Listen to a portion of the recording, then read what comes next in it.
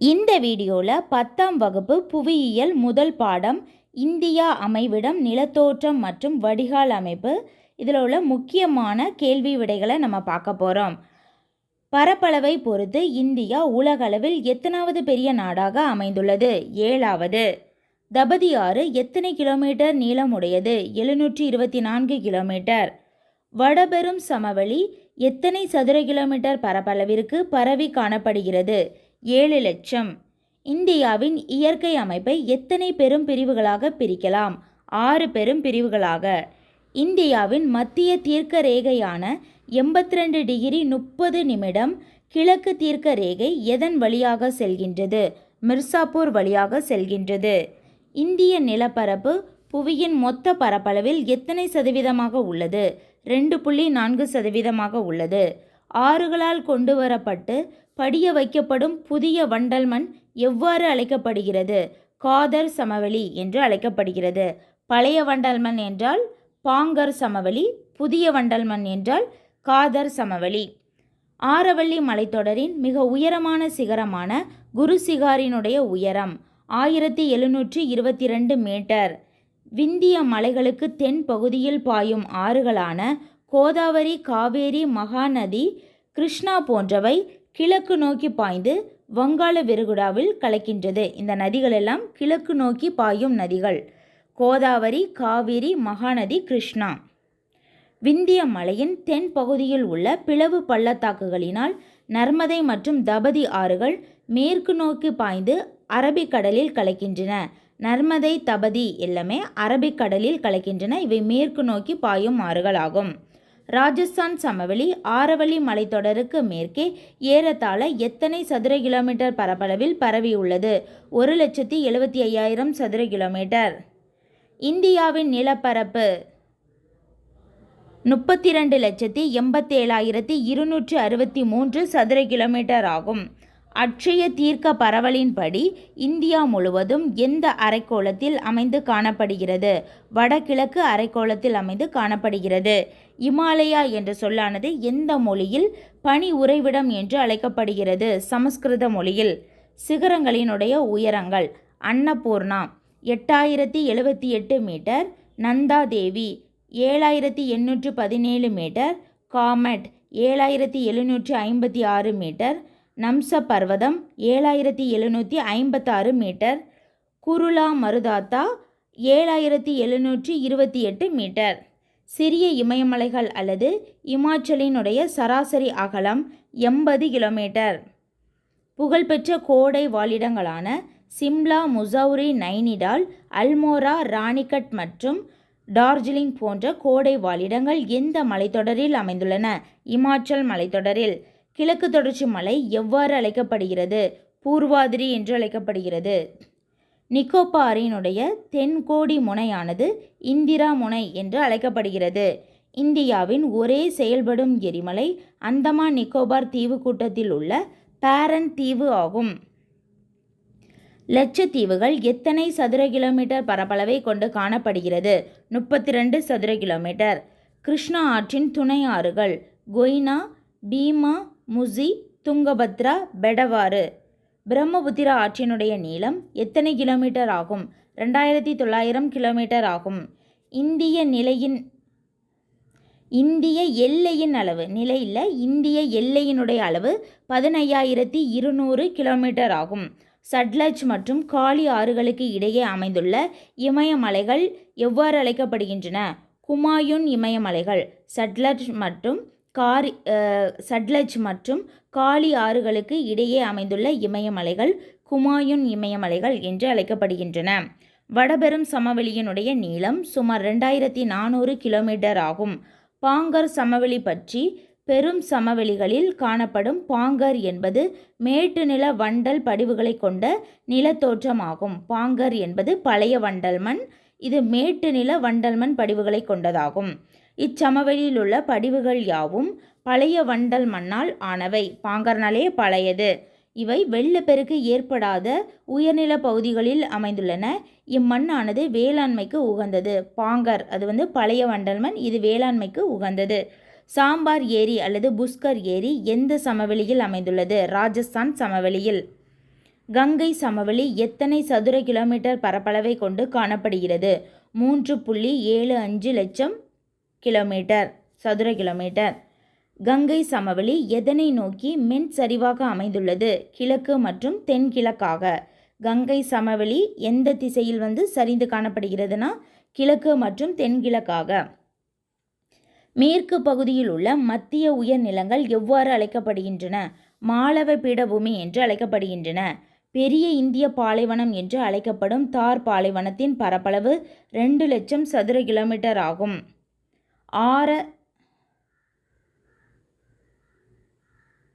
தார் பாலைவனத்தின் பெரும்பான்மை பகுதி எங்கு அமைந்துள்ளது? ஆர பாலைவனம் இல்லை, தார் பாலைவனத்தின் பெரும்பான்மை பகுதி எங்கு அமைந்துள்ளது? ராஜஸ்தான் மாநிலத்தில் தான் அமைந்துள்ளது. வங்காள விரிகுடாவில் உள்ள அந்தமான் நிக்கோபார் தீவு எத்தனை தீவுகளை கொண்டுள்ளது? மொத்தம் 572 தீவு கூட்டங்கள். அதாவது அந்தமான் நிக்கோபார் தீவு கூட்டங்கள் தான் சொல்லுவோம். அதில் சின்ன சின்ன தீவுகள் இருக்கும். அது எல்லாம் சேர்ந்து மொத்த எண்ணிக்கை 572 தீவு கூட்டங்கள். சிந்து நதி எத்தனை நீளத்துடன் உலகில் உள்ள நீளமான நதிகளுள் ஒன்றாக திகழ்கின்றது? 2850 கிலோமீட்டர். சிந்து நதியினுடைய மொத்த நீளம் 2850 கிலோமீட்டர். நன்னீர் ஏரியான கொள்ளேறு ஏரி எந்த ஆற்றில் அமைந்துள்ளது? கோதாவரி. கொள்ளேறு ஏரி கோதாவரி ஆறு. தபதி நதி மத்திய பிரதேசத்தில் உள்ள பெட்டுல் மாவட்டத்தில் கடல் மட்டத்திலிருந்து எத்தனை மீட்டர் உயரத்தில் முல்தாய் என்ற இடத்தில் உற்பத்தி ஆகிறது? 752. இதில் இன்னொரு கேள்வியும் இருக்கு. தபதி நதி எந்த இடத்தில் உற்பத்தி ஆகிறது? முல்தாய் என்ற இடத்தில் உற்பத்தி ஆகிறது. இந்தியாவுடன் அதிகபட்சமான நில எல்லையை பகிர்ந்துள்ள நாடு எது? வங்காளதேசம். இந்தியா எத்தனை கிலோமீட்டர் நீளமுள்ள நீண்ட கடற்கரை பகுதியினை 3 பக்கங்களில் கொண்டு காணப்படுகிறது? 6100 கிலோமீட்டர்.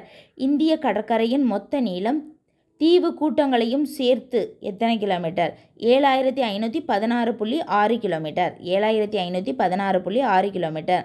தீவு கூட்டங்களை தவிர்த்து கடற்கரையினுடைய நீளம் 6100 கிலோமீட்டர். நர்மதை நதி எத்தனை கிலோமீட்டர் நீளத்திற்கு ஒரு நீண்ட கழிமுகத்தை உருவாக்கி காம்பே வளைகுடா வழியாக அரபிக்கடலில் கலக்கின்றது? அதாவது நர்மதை நதியானது எதன் வழியாக அரபிக்கடலில் கலக்கிறதுனா காம்பே வளைகுடா வழியாக. இது மொத்தம் நீண்ட கழிமுகத்தை உருவாக்குகிறது. எத்தனை கிலோமீட்டர் நீளத்திற்கு அப்படின்னா 27 கிலோமீட்டர் நீளத்திற்கு. நர்மதை நதி எத்தனை கிலோமீட்டர் நீளத்திற்கு ஒரு நீண்ட கழிமுகத்தை உருவாக்குகிறதுனா 27 கிலோமீட்டர். தீபகற்ப இந்தியாவில் பாயும் மிக நீளமான ஆறான கோதாவரியினுடைய நீளம் 1465 கிலோமீட்டர். 1465 கிலோமீட்டர். இந்தியாவுடன் குறுகிய நில எல்லையை பகிர்ந்து கொள்ளும் நாடு ஆப்கானிஸ்தான். நீண்ட எல்லை வங்காளதேசம், குறுகிய எல்லை ஆப்கானிஸ்தான். இந்தியாவின் திட்ட நேரமானது கிரீன்விச் சராசரி நேரத்தை விட எவ்வளவு மணி நேரம் முன்னதாக உள்ளது? 5.5 மணி நேரம். அதாவது 5 மணி நேரம் 30 நிமிடம். இந்தியாவின் மிக பழமையான மடிப்பு மலைத்தொடர் ஆரவல்லி மலைத்தொடர் ஆகும். வளமான சமவெளிகள் வட இந்திய 7 மாநிலங்களில் வடக்கு மலைகளின் தெற்கு புறம் பறந்து காணப்படுகிறது. எத்தனை மாநிலங்களில் பறந்துள்ளதுன்னா 7 மாநிலங்களில். சிந்து, கங்கை, பிரம்மபுத்திரா மற்றும் அதன் துணை ஆறுகளால் உருவாக்கப்பட்ட வண்டல் மண் படிவுகளை கொண்ட உலகிலேயே வளமான சமவெளியாக வடபெரும் சமவெளிகள் காணப்படுகின்றன. காதர் சமவெளியை தொடர்ந்து காணப்படும் டெல்டா சமவெளி கங்கை ஆற்றினுடைய கடைப்பகுதியாக சுமார் எத்தனை சதுர கிலோமீட்டர் பரப்பளவை உள்ளடக்கியதாக காணப்படுகிறது? 1.9 லட்சம் சதுர கிலோமீட்டர். பிரம்மபுத்திரா சமவெளி எத்தனை சதுர கிலோமீட்டர் பரப்பளவில் காணப்படுகிறது? 56.275 சதுர கிலோமீட்டர் பரப்பளவில். 56,275 சதுர கிலோமீட்டர் பரப்பளவில். வட இந்திய சமவெளிக்கு தெற்கே அமைந்துள்ள தீபகற்ப பீடபூமியினுடைய பரப்பளவு 16 லட்சம் சதுர கிலோமீட்டர் ஆகும். மகாநதி டெல்டாவிற்கு தென்மேற்கு திசையில் அமைந்துள்ள சிலிக்கா ஏரி இந்தியாவின் மிகப்பெரிய காயல் ஏரி ஆகும். இந்தியாவின் மிகப்பெரிய காயல் ஏரி சிலிக்கா ஏரி. இப்படி கூட கேள்வி கேட்கலாம். இந்தியாவின் மிகப்பெரிய காயல் ஏரி சிலிக்கா ஏரி. கோதாவரி ஆற்றுக்கும் கிருஷ்ணா ஆற்றுக்கும் இடையே எந்த ஏரி அமைந்துள்ளது? கொள்ளேறு ஏரி. கோதாவரிக்கும் கிருஷ்ணாவுக்கும் இடையே உள்ள ஏரி கொள்ளேறு ஏரி. தமிழ்நாடு மற்றும் ஆந்திர பிரதேச எல்லையில் அமைந்துள்ள ஏரி புலிக்காட்டு ஏரி அல்லது பழவேற்காடு ஏரி எனப்படும். அந்தமான் தீவு கூட்டங்களை நிக்கோபார் தீவு கூட்டங்களிலிருந்து எந்த கால்வாய் பிரிக்கின்றது? 10 டிகிரி கால்வாய். மகாராஷ்டிரா மாநிலத்தில் உள்ள மேற்கு தொடர்ச்சி மலையில் மகாபலேஸ்வரர் என்ற பகுதியில் ஊற்றாக உருவாகும் ஆறு கிருஷ்ணா. நர்மதை ஆறு மத்திய பிரதேசத்தில் உள்ள அமர்கண்டாக் பீடபூமியில் எத்தனை மீட்டர் உயரத்தில் உற்பத்தி ஆகிறது? 1057 மீட்டர். நர்மதா ஆறு எத்தனை சதுர கிலோமீட்டர் பரப்பளவு வடிநிலத்தை கொண்டு காணப்படுகிறது? 98,796.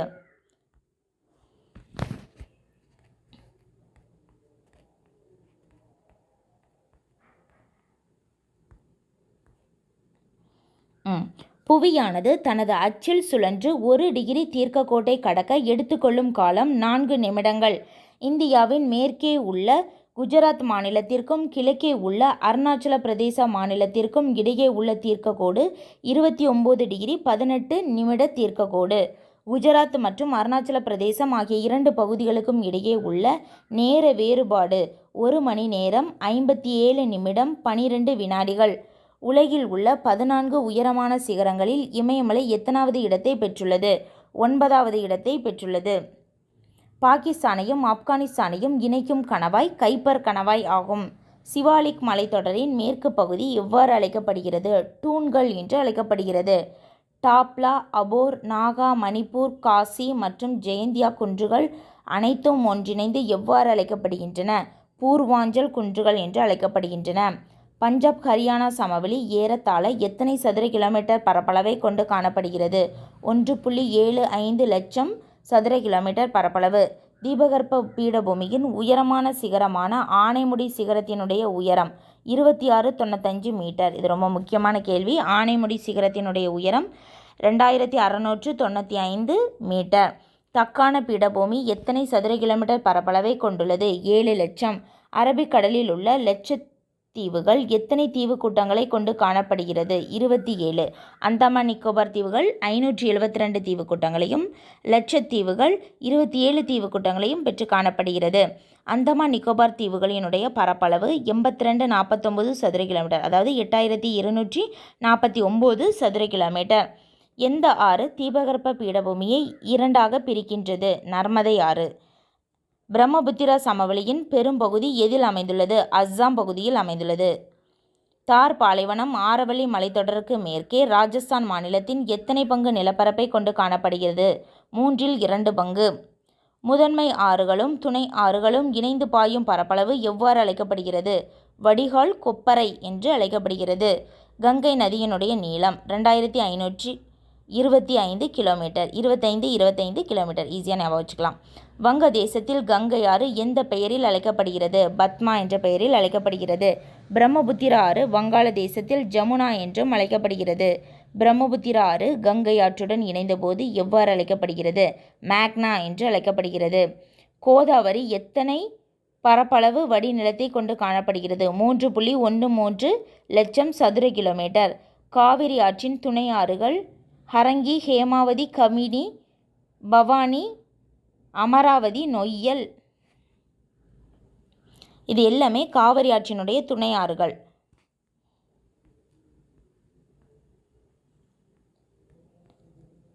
அடுத்தது தீபகற்ப இந்திய ஆறுகளுள் நர்மதை, தபதி மற்றும் மாஹி ஆகிய 3 ஆறுகள் மட்டுமே கிழக்கிலிருந்து மேற்கு நோக்கி பாய்கின்றன. இது ரொம்ப முக்கியமான கேள்வி.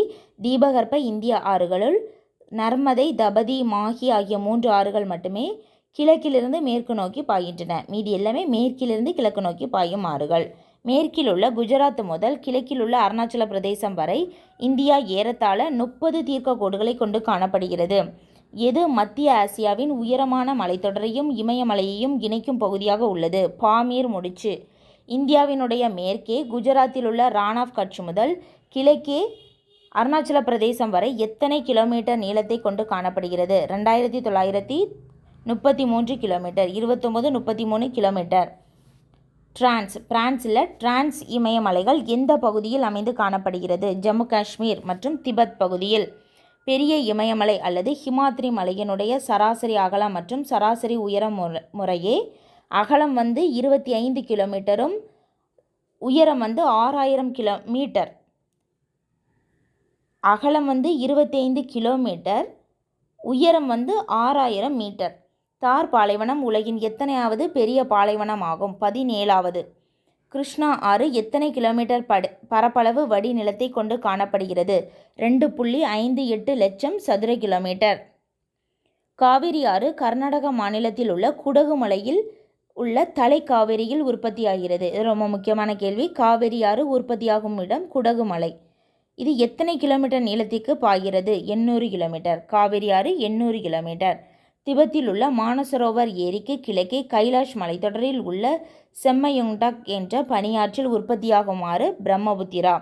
பிரம்மபுத்திரா எந்த பனியாற்றில் உற்பத்தியாகிறதுனா செம்மயுங்டக் என்ற பனியாற்றில்.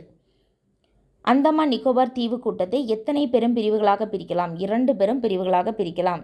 இந்தியாவின் தென்கோடி பகுதியான முன்பு பிக் பில்லியன் என்று அழைக்கப்பட்ட இந்திரா முனை எந்த அட்சத்தில் அந்தமான் நிக்கோபார் தீவு கூட்டத்தில் அமைந்து காணப்படுகிறது? 6°45'. வடக்கு. இந்தியாவின் வடமுனையானது இந்திரா கோல் என்று அழைக்கப்படுகிறது. இந்திரா கோல் ஜம்மு காஷ்மீரில் அமைந்து காணப்படுகிறது. இந்தியாவின் பெரு அரணாக உள்ள இமயமலையை எத்தனை பெரும் உட்பிரிவுகளாக பிரிக்கலாம்? இமயமலையினுடைய உட்பிரிவுகள் மொத்தம் 3. திபெத்தியன் இமயமலை என்று அழைக்கப்படுவது டிரான்ஸ் இமயமலை. ரொம்ப முக்கியமான கேள்வி. திபெத்தியன் இமயமலை என்று அழைக்கப்படுவது டிரான்ஸ் இமயமலை. பஞ்சாப் ஹரியானா சமவெளி சட்லஜ், பியாஸ் மற்றும் ராவி ஆறுகளினால் ஏற்படுகிறது. ரொம்ப முக்கியமான கேள்வி. எந்த ஆறுகளினால் ஏற்படுகிறதுனா சட்லஜ், பியாஸ் மற்றும் ராவி ஆறுகளினால் ஏற்படுகிறது. லட்சத்தீவு கூட்டங்களை எந்த கால்வாய் மாலத்தீவிலிருந்து பிரிக்கிறது? 8 டிகிரி. லட்சத்தீவையும் மாலத்தீவையும் பிரிக்கக்கூடிய கால்வாய் 8 டிகிரி கால்வாய். பிரம்மபுத்திரா ஆற்று தொகுப்பின் மொத்த வடிகால் அமைப்பில் இந்தியாவில் பாயும் பரப்பளவு 1,94,413 சதுர கிலோமீட்டர். சிந்து நதியின் மிகப்பெரிய துணையாறு எது? சினாப். லட்சத்தீவு, மினிக்காய் மற்றும் அமினி தீவு கூட்டங்கள் எந்த ஆண்டு முதல் லட்சத்தீவுகள் என்று அழைக்கப்படுகின்றன? 1973ஆம் ஆண்டு முதல். கங்கை ஆறு உத்தரகாண்ட் மாநிலத்தில் உள்ள உத்தரகாசி மாவட்டத்தில் எந்த உயரத்திலிருந்து கங்கோத்ரி பனியாற்றிலிருந்து உற்பத்தியாகிறது? 7010 மீட்டர். சிந்து நதி பாயும் மொத்த வடிகால் அமைப்பு பரப்பளவு எத்தனை சதுர கிலோமீட்டர் இந்தியாவில் காணப்படுகிறது? 3,21,289 சதுர கிலோமீட்டர். கங்கை ஆற்றினுடைய தொகுப்பு எத்தனை சதுர கிலோமீட்டர் பரப்பளவில் பாயும் இந்தியாவின் மிகப்பெரிய வடிகால் அமைப்பை கொண்டதாகும்? 8,61,404 சதுர கிலோமீட்டர். பிரம்மபுத்திரா ஆறு திபெத் பகுதியில் எந்த பெயரில் அழைக்கப்படுகிறது? சாங்போ. ரொம்ப முக்கியமான கேள்வி. பிரம்மபுத்திரா ஆறு திபெத் பகுதியில் சாங்போ என்ற பெயரில் அழைக்கப்படுகிறது. சாங்போ அப்படின்னா தூய்மை என்று பொருள். ஆரவல்லி மலைத்தொடர் வடமேற்கு குஜராத்தில் இருந்து ராஜஸ்தான் வழியாக டெல்லி வரை சுமார் எத்தனை கிலோமீட்டர் காணப்படுகிறது? 700 கிலோமீட்டர். வடக்கே காஷ்மீரில் உள்ள இந்திரா கோல் முதல் தெற்கே கன்னியாகுமரி வரையிலுள்ள மொத்த நீளம் 3214 கிலோமீட்டர். கங்கோத்ரி, சியாச்சின் போன்ற பனியாறுகள் மலையில் உற்பத்தியாகின்றன? இமாத்ரி. கங்கோத்ரி, சியாச்சின் போன்ற பனியாறுகள் உற்பத்தியாகக்கூடிய இடம் இமாத்ரி இமயமலை. தீபகற்ப பீடபூமியின் பெரும்பகுதி கடல் மட்டத்திலிருந்து சுமார் எத்தனை மீட்டர் உயரத்தில் காணப்படுகிறது? 600 மீட்டர். இந்தியாவின் அமைவிட அடிப்படையில் வடிகால் அமைப்பை எத்தனை பெரும் பிரிவுகளாக பிரிக்கலாம்? 2 பெரும் பிரிவுகளாக.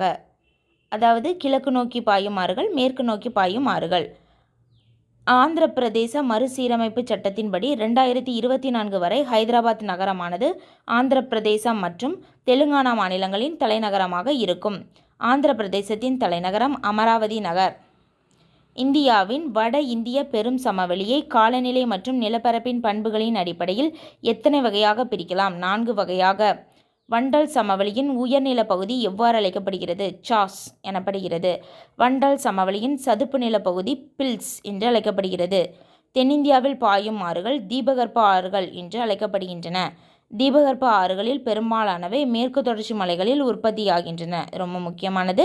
தீபகற்ப ஆறுகளில் பெரும்பாலானவை மேற்கு தொடர்ச்சி மலைகளில் உற்பத்தியாகின்றன. அவ்வளோதான்.